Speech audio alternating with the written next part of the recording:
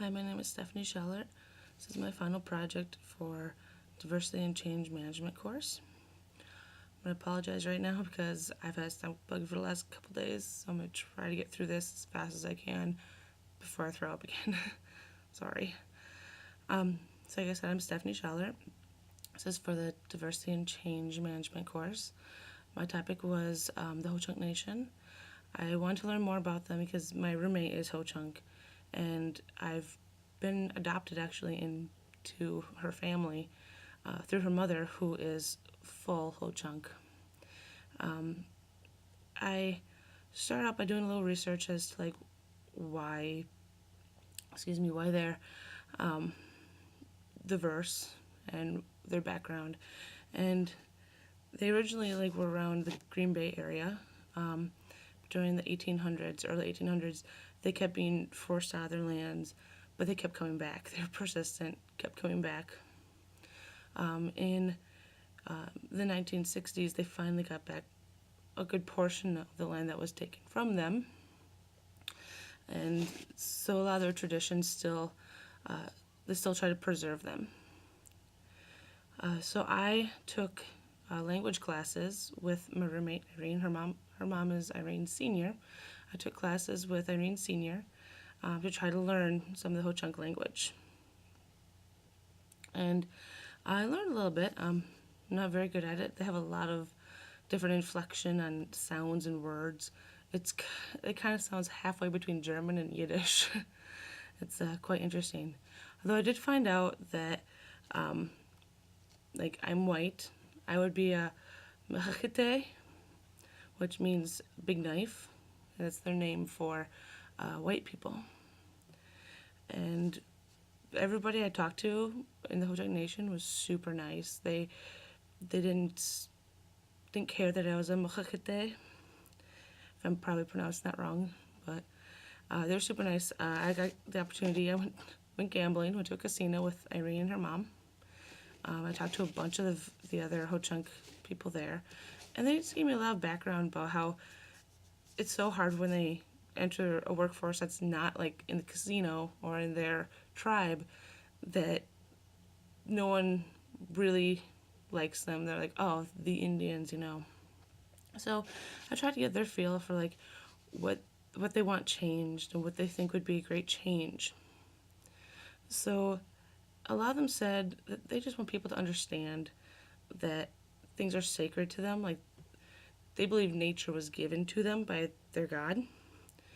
And they want people to understand it's sacred to them, and that when they use these sacred nature surroundings, they have to present an offering, usually traditionally an offering of tobacco, and a promise that whatever they're using, if they're cutting down a tree to build a house, whatever they're using is going to something good. It's not wasteful.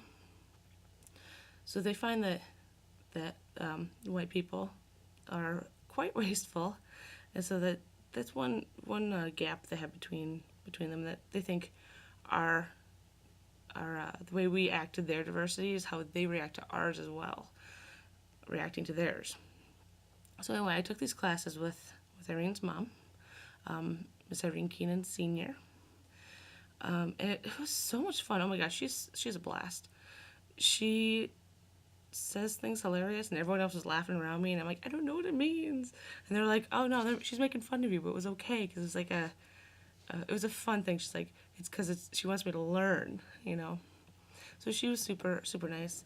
I didn't realize that inadvertently I was already doing kind of a little bit of my part in my workplace to help the Ho-Chunk Nation. I'm a phlebotomist. I draw blood at the hospital here in La Crosse. And a lot of Ho-Chunk people come in, and they're very apprehensive about being in hospitals because they have not been treated very well in the past, and a lot of the older ones remember that, and they're just apprehensive. So when I go in, I say, Ni Dani Hochieja, which actually means the place where three rivers meet. And they're like, oh, you speak my language.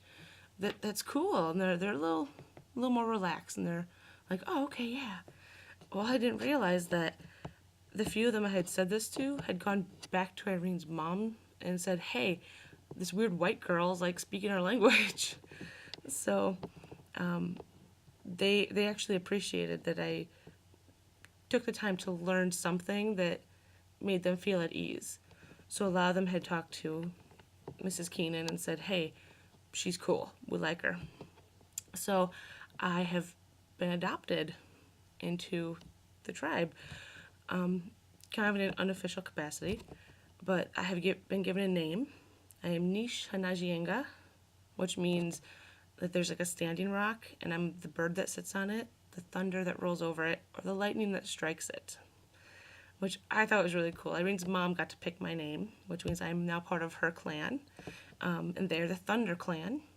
The Thunder Clan are the chiefs of the clan.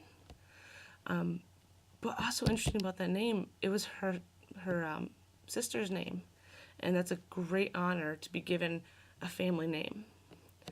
So it's pretty cool. So I'm in the tribe. We were going to go to one of the powwows that they had this last week. However, with that hellacious snowstorm, excuse me, we didn't get to make it. It was just not safe to travel.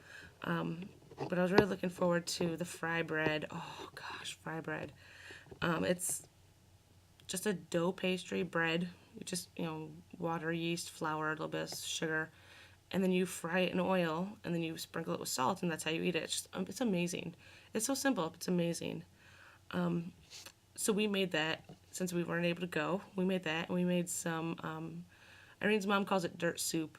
I can't actually pronounce it because it's like 15 syllables in Ho-Chunk. But what it is, it's soup that has very, very small pieces of ground beef in it. It's, made into a soup broth, and then they put like root vegetables in it. So potatoes and rutabaga. They put some celery in it, corn. Everything's got corn. It's not one of my favorite dishes. I did try it. Not one of my favorites, but it was pretty okay. But love the fry bread. So we did that since we weren't able to make it to the powwow.